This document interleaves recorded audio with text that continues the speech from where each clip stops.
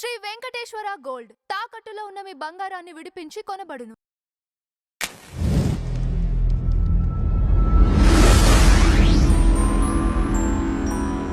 Madam నమస్కారం. నమస్తే అండి.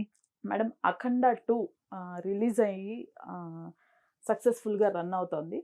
అయితే అయితే కలెక్షన్స్ మాట ఏమిటి, అలానే కొన్ని నెగిటివ్ ట్రోలింగ్ కూడా జరుగుతోంది. అసలు లాజిక్ లేకుండా ఫైట్స్ ఏంటి, ఎలా పడితే అలా, అసలు ఫిజిక్స్కి కెమిస్ట్రీకి మీకు వాల్యూ ఉండదా అని చెప్పేసి కొంత నెగిటివ్ ట్రోలింగ్ కూడా జరుగుతోంది. దీనిపై మీ అభిప్రాయం ఏంటి? అసలు సినిమా అంటే ఏంటండి? అంటే సినిమా దేనికి వెళ్తాం మనం చూడడానికి ఎంటర్టైన్మెంట్ కోసం కదా. మరి లాజిక్లు ఎక్కడ ఉంటాయి? లాజిక్లు లేనిదే సినిమా. కొన్ని సినిమాల్లో లాజిక్ ఉండొచ్చు, చాలా సినిమాల్లో లాజిక్ మిస్ అవుతుంది. మనం లాజిక్ వెతుక్కోవడానికి సినిమాకి వెళ్ళక్కర్లే, ఫిజిక్స్ కెమిస్ట్రీ చదువుకోవాలి. కాబట్టి మీరు సినిమా చూడదలుచుకుంటే మీరు ఎటువంటి క్వశ్చన్స్ వేసుకోకుండా ఓకే 2.5 గంటలు I want to enjoy this అంతే. మనం పీస్ ఆఫ్ మైండ్ కోసం కదా వెళ్తాం. అంటే మీకుండే ఒత్తిడి తగ్గించుకోవడానికి సినిమాకి వెళ్తారు. కాబట్టి సినిమా అనేది ఎంటర్టైన్మెంట్ అనే పదం ఎందుకు పెట్టారు? లేకపోతే ఇది ఒక ఫిజిక్స్ అనో లేకపోతే ఇది ఒక సబ్జెక్ట్ అనో పెట్టాలిగా కాదు. అందుకని అలా ట్రోల్ చేసే వాళ్ళకి తెలియాలి. ఆ ట్రోలింగ్ కూడా ఎంటర్టైన్మెంట్ కోసమే చేస్తున్నారుగా వాళ్ళు. లేకపోతే ట్రోలింగ్ ఎందుకు చేస్తాడు అంటే ఒకటండి, ఇప్పుడు బాలయ్య గారి మీద పాజిటివ్ నెగిటివ్ ఉంటుంది. ఎంత నెగిటివ్ వస్తే అంత పాజిటివ్ అవుతుంది. సో దాన్ని కూడా మనం పట్టించుకోకర్లే. ఓకే, నువ్వు నెగిటివ్గా అయినా చూస్తున్నావుగా సినిమా, చూశాడుగా సినిమా చూసే కదా నెగిటివ్ అంటున్నాడు. చూడండి సినిమా, అదే కదా. ఇప్పుడు సినిమా పరమార్థం అదే, అందరూ చూడాలి. నచ్చిన వాళ్ళకి నచ్చుతుంది, నచ్చిన వాళ్ళకి నచ్చదు, తీసుకున్న వాళ్ళకి తీసుకున్నంత. అందుకని అది జరగడం మంచిదే. ఇక కలెక్షన్స్ అంటారా, నిన్న ఇంచుమించు 50 to 60 కోట్ల మధ్యలో వచ్చిందన్నారు. అంటే ఏమంటారు, యుఎస్కి సంబంధించి కూడా మొత్తం అన్ని కలెక్షన్స్ చూసుకుంటే. కాకపోతే ఏంటంటే ఈ నెగిటివ్ వల్ల అదేం నెగిటివ్ అవ్వదు. ఎందుకంటే ఈ సినిమాలో మీకు ముఖ్యంగా వాళ్ళు చెప్పదలుచుకున్నది ఒకటి ఇదేమంటారు, ఒకటి సనాతన ధర్మం, 2 దేశభక్తి, తర్వాత హిందూ మతతత్వం, ఇలా అన్నీ అందులో కలగలుపుగా ఉన్నాయి. తర్వాత అంటే మా మీద మీరు దాడి చేస్తే మా ప్రతి దాడి అనేది మామూలుగా ఉండదు, మమ్మల్ని తక్కువ అంచనా వేయద్దు భారతదేశాన్ని అనేది అంతర్లీనంగా ఇందులో ఉండే సూత్రం. అంతే కదా. ఇప్పుడు ఒక చైనా వాడు మన మీదకి ఏదో తీసుకొద్దామని అనుకున్నాడు, దాన్ని తిప్పికొట్టాడు ఒక అఘోరా వచ్చి, అఘోరాలాగా బాలయ్య వచ్చి.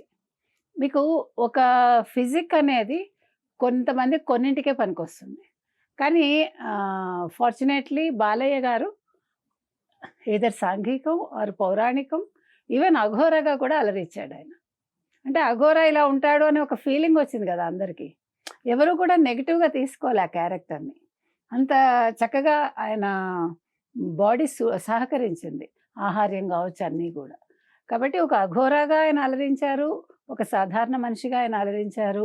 సినిమాలో మీరు లాజిక్లు వెతుక్కుంటాను, ఇక్కడ ఇది ఎందుకు పెట్టారు, అక్కడ త్రిశూలం ఎందుకు ఎగిరింది, లేదా త్రిశూలం తిప్పుకుంటే ఎట్లా చంపాడు అంటే మీరు ట్రై చేయండి ఒకసారి, ఎలా చంపాడో తెలుసు.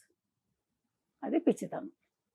మనం సినిమాలు అనేవి జస్ట్ ఫన్ కోసం వెళ్తాం, ఎంటర్టైన్మెంట్ కోసం వెళ్తాం. లేదా చూడకండి, ఎవడు అడిగాడు మిమ్మల్ని చూడమని. మీరు అఖండ చూసారు, అఖండ చాలా బాగుండింది. ఈ సినిమాలో కూడా బీజిఎం అదిరిపోయింది అన్నారు. అసలు నందమూరి తమన్ అని పేరు పెట్టినందుకు చాలా ఎక్స్ట్రాడినరీగా చేశాడని అంటున్నారు. ఓకే. రెండోది బీజిఎంఏ కాకుండా మీకు పద్యాలు కావచ్చు, అన్నీ కావచ్చు, సరైన వాళ్ళ చేత రాయించారు. ఎవరి చేత పడితే వాళ్ళ చేత కాకుండా పద్యాలు కూడా చాలా చక్కటి సాహిత్యం తెలిసిన వాళ్ళతో రాయించారు. అదొకటి వచ్చింది. పాటలు బాగున్నాయి. అంటే ప్రతిదీ కూడా ఆలోచించి చాలా చక్కగా చేశారు. వీటన్నింటినీ మించి డైలాగ్ సంభాషణలు కూడా బోయపాటి శ్రీను కావచ్చు, ఆయనకి అసిస్ట్ చేసిన వాళ్ళు కావచ్చు, చాలా బాగా రాశారు అనే ఒక టాక్ వచ్చింది. తర్వాత డైరెక్షన్ అనేది అంటే అతను అనుకున్న విధంగా తీసుకెళ్ళాడు. అంటే ఆ తీసుకెళ్ళటంలో కూడా ఒక సర్జికల్ స్ట్రైక్ పెట్టాడు, తర్వాత దాన్ని ఏమంటారు పహల్గాం పెట్టాడు ఆయన, తర్వాత సనాతన ధర్మాన్ని తీసుకొచ్చాడు. శివుడిని చూపించిన విధానం అందరికీ చాలా అద్భుతంగా అనిపించింది. చివరి సీన్లో శివ తాండవం ఏదైతే వాళ్ళు అఖండ 2 తాండవం పెట్టారో అది చాలా చక్కగా కుదిరింది అని చెప్పారు. అంటే మీకు బాలయ్య ఇన్ని రకాల వేరియేషన్స్ చూపించగలిగారు కానీ ఈ వేరియేషన్స్లో కూడా ఆయన ఒకే రకమైన పాత్రని క్యారీ ఫార్వర్డ్ చేయగలిగారు. మీకు అర్థమైందా? ఒక వ్యక్తి అట్లా అన్నీ కూడా క్యారీ ఫార్వర్డ్ అట్లా చేశాడు ఆయన. అది ఇక్కడ గొప్పతనం ఈ సినిమాలో. కాబట్టి ఈ సినిమాలో ఏది నచ్చిందో అది తీసుకోవాలి, నచ్చలేదు వదిలేయండి, లేదు చూడడం మానేయండి అంతే. మనం కొన్ని సినిమాల కోసం ఇంతకంటే మాట్లాడుకోకూడదు. ఎందుకంటే ఇన్ని అంశాలు ఒక సినిమాలో పొందుపరచడం అనేది చాలా కష్టం. అంటే ఇప్పుడు మామూలుగా మీరు ఒక పౌరాణికం తీసుకున్నారనుకోండి, ఒకే రకంగా అలా వెళ్ళిపోతుంది ఒక కథతోటి అట్లా. ఇక్కడ అలా కాకుండా భిన్న అంశాలు తీసుకొచ్చి ఒక కథతో ముడిపెట్టడం అనేది అంత ఈజీ పని కాదు, మనం కూడా చేయలేం. కాబట్టి అన్ని రకాలుగా కూడా ఈ సినిమా బాగుందండి. అంటే ఇంతవరకు బాలయ్య చేసిన ఆయనది 106వ సినిమా అనుకుంటున్నాను. 105 సినిమాలు ఒక ఎత్తు, అఖండ 2 ఒక ఎత్తు అనేది నా ఉద్దేశం. Right madam, thank you so much. Thank you.